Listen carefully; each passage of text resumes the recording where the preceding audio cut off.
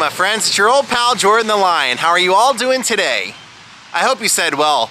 We're coming to you today from right outside of Altoona, Pennsylvania, and I think we're gonna have kind of a fun day because even though it's raining, we're gonna go visit the lady under the hat, a woman who was synonymous in Hollywood with gossip, knowing all, and making a lot of enemies. Today we're gonna go find the grave of Hedda Hopper. Daze with Jordan the Lion, it begins right now. So let's get going. Hey look, she takes her dog on road trips too. He's a little snoozer. Believe it or not, he's a lot of fun to have on the trip, even though he sleeps most of the drive. Once we get to the hotel, he is all fired up and wants to fight and wrestle and play, and he's a blast. I love me some back roads, and this trip through Pennsylvania has been nothing but. All right, we are in the general vicinity. She was born and lived her first couple of years in Hollidaysburg, which was kind of an Amish community. Her dad was a farmer, but then he moved them to Altoona and he became a butcher. Got a break in the rain for a little bit. That's good. Hopefully it'll stay like that while we're here at the cemetery. All right, here's our sign for Altoona. Okay, we've made it to Rose Hill Cemetery. And they do have a plaque at her grave, which should make it a little easier to identify the section. So as soon as you come in, she is in section R, which is just to the left from the entrance. And I was going to tell you they have a plaque right by her grave, but they also have a little sign off the side of the road that points you to where she is.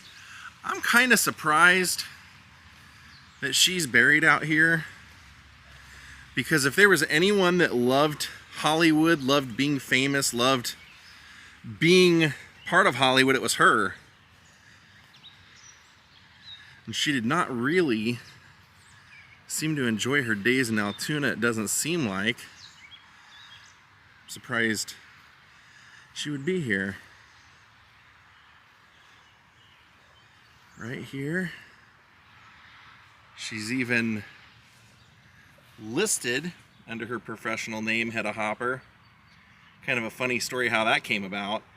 The last name Hopper was from her husband, the Wolf Hopper, but she was basically very convinced in astrology, and so she had an astrologer. She paid an astrologer like $10 to help her come up with the name Hedda Hopper. The sign here says that Hedda Hopper was the daughter of David and Margaret Furry. They are right here. Her father, David. That's actually Margaret. Her father, David.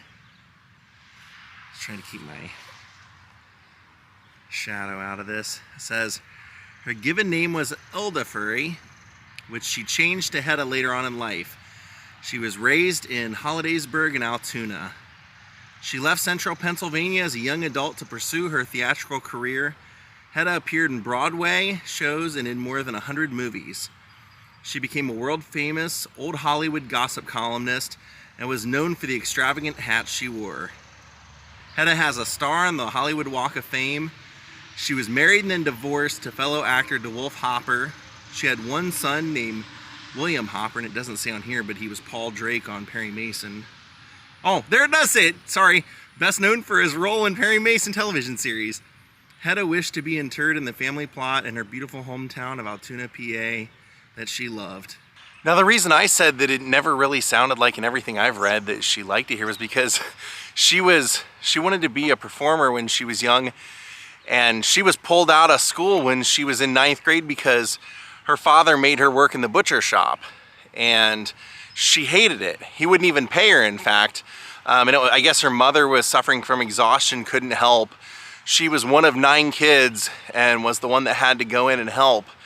And at some point, her father decided to go off and join the gold rush and was gone for like a year, making her work there, and came back with basically nothing. So apparently during that whole time, she thought she should be paid, and so she would steal money and basically save that money so that she could take off.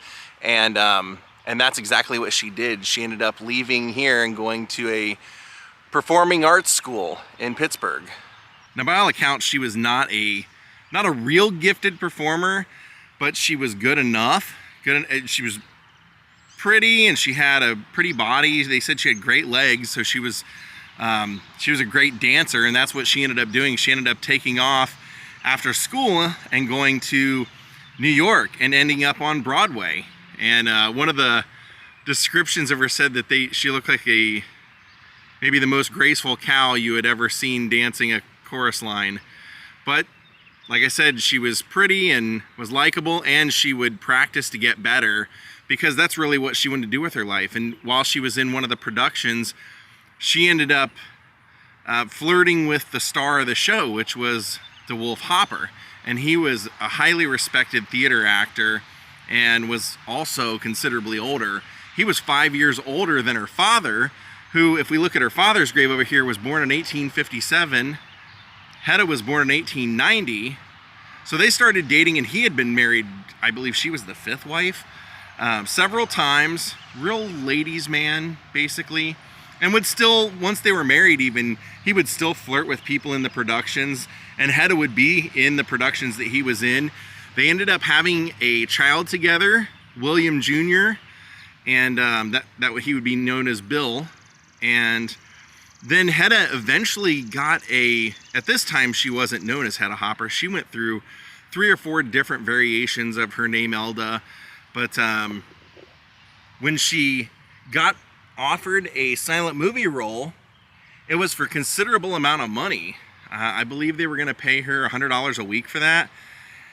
And her husband basically blew his top. He thought that it was an insult to his profession that theater actors weren't paid anywhere near what movie actors were, and he thought it was an insult that she would accept this and accept doing the movie and basically disgrace him by earning more than him.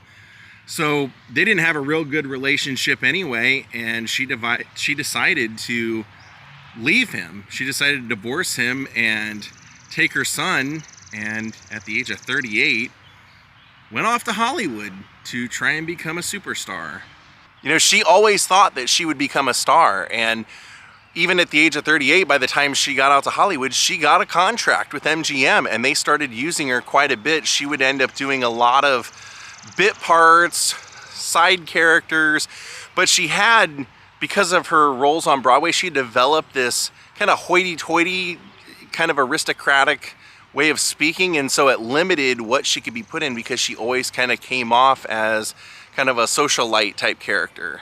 Now, apparently there was one thing that everybody knew about her at MGM, and that's she knows everything. As far as like any gossip that's going on at the studios, somehow she knows everything. If you want to know what's going on, tell her. And she actually would write in to the most famous gossip columnist of the day at the time, Luella Parsons, and would tell her the gossip. And Luella loved this actress before she was Hedda Hopper, and would actually promote a lot of her bit movies, and called her the queen of the quickies because the movies didn't last very long in the theaters, and would actually, like, anytime Hedda was doing anything in a movie, or eventually she got a column writing fashion, like a fashion column once a week in the Washington Post, she would even promote that she was doing that.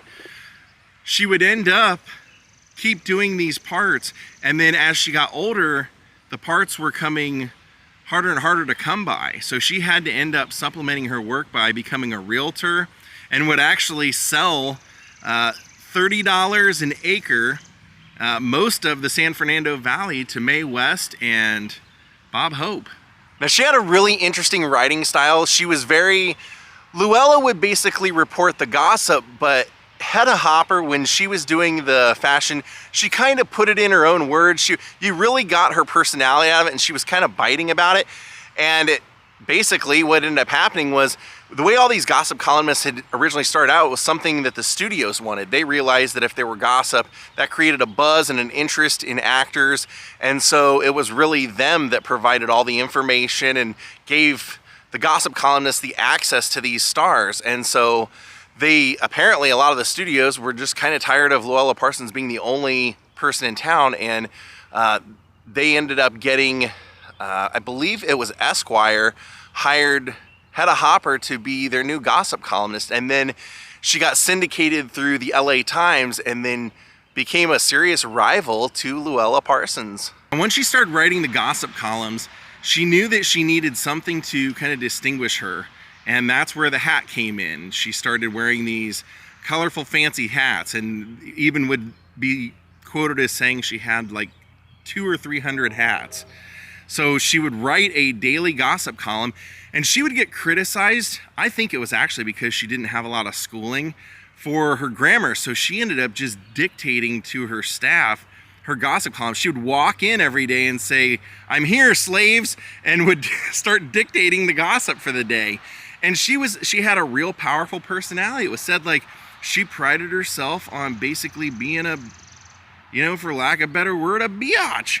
She liked being like that, and if she liked you, she reported on you very well, and if she didn't like you, she would report on you and make up things sometimes. There was a story where Merle Oberon met up with her at a party and said, "Why are you saying such nasty things about me?" And she just said, bitchery, just bitchery. Just, you know, just something to complain about in the article. And then she reported that Joseph Cotton was having an affair on his wife and was going to leave his wife, and he confronted her at a party and said, "Quit saying that, that's not true." And she kept saying it, so the next time he saw her, apparently he kicked her right in the rear end across the room. So she was a powerful lady. I mean, you got to think of it this way. She has a gossip columnist or a gossip column that comes out every day. If she says something negative about you, you know, right away people can make up their mind and take it as fact. And so she would get invited, same with Louella Parsons, they get invited to premieres and special openings in restaurants, and they'd get top class service because if they said anything negative about your establishment, you were basically done. And you know, this was the same with the celebrities.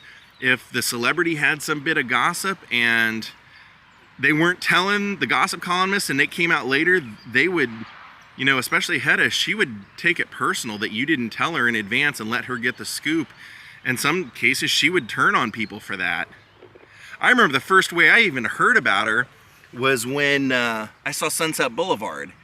And you see at the end, after William Holden's died, you see her using the telephone from Norma Desmond's bedroom to call in her story, just kind of like showing how on the scene she was and how quick she was to report things.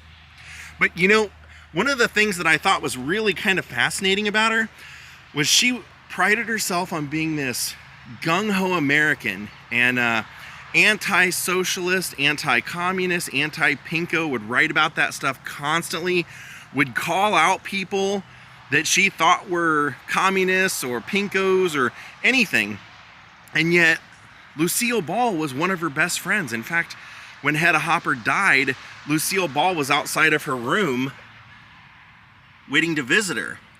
And yet Lucy would be accused of being a communist and would survive that accusation. But there'd be other people like Larry Park, who had played Al Jolson in the Al Jolson story, and he had been accused of being a communist, and he came out and I guess basically admitted it, apologized for it, and named other names to get back in good graces. And Hedda Hopper said, "Too little, too late." So we're not going to forgive him. And his career was pretty much over. After her first marriage, she never married again. She wasn't really even linked to anyone as far as even dating. And, you know, it's kind of ironic, you know, when she left DeWolf and she divorced him, she actually kept a life insurance policy on him. So in her darkest days, when she lost her contract at MGM and was doing real estate, he passed away, and she ended up getting, you know, quite a sizable sum that helped her get by until her gossip career took off at the age of 45. So she ended up eventually writing a book and then writing a second book, and both books were tremendous successes because, as you can imagine, it was basically one gigantic gossip column. You know, it was basically her telling everything she knew, and they were big hits, but she had never been challenged. You know, she had never things that she had said that weren't accurate. People could come out, you know, the actor could come out and say it wasn't true, but nobody ever truly challenged her. And then in her second book, she accused an actor, Michael Wilding, of having a homosexual relationship. And he decided to go after her, and he sued her, and he won. And he won $100,000. And apparently that was one of the starts in her decline. She had been so powerful, but you know, the power in being a gossip columnist is being accurate and honest and truthful. And when people saw that, you know, she had been proven to, you know, they even had to, as part of the verdict, she had to, when they would do a reprint of her book, she had to put a retraction in there. So she basically was starting to decline. People weren't taking as much of an interest in her, and sadly then she started having health problems. She started having heart problems, and told her doctor that she didn't want to go into the hospital. He wanted her to go into the hospital for testing, and she said, I know if I go in the hospital, I'm never coming out. And that's kind of what happened. She went into the hospital and ended up getting pneumonia, and then fell into a coma and ended up passing away. The lady under the hat was no more. I did notice she doesn't have her birth or death date on here. It was said that her belief in numerology was so strong that she actually changed her birth date. That she would say, I believe her birthday was May 2nd or May 3rd, and she would change it to June 2nd or June 3rd. Now in our day and age, you really wouldn't even need a gossip columnist because of social media and how quick things spread and how fast, and video cameras and everything. But for her day, that was the pipeline to the celebrities for your everyday folk, people like me. You know, they could read her article and feel like they were in the know and feel like they knew the secrets of what were going on. And for the studios, like I said, it was great for them because it helped garner attention to the celebrities for when their pictures came out. So it was, she was a big part of that industry for quite a while. She was a big name. Rest in peace, Hedda Hopper. Miss Hilda Furry.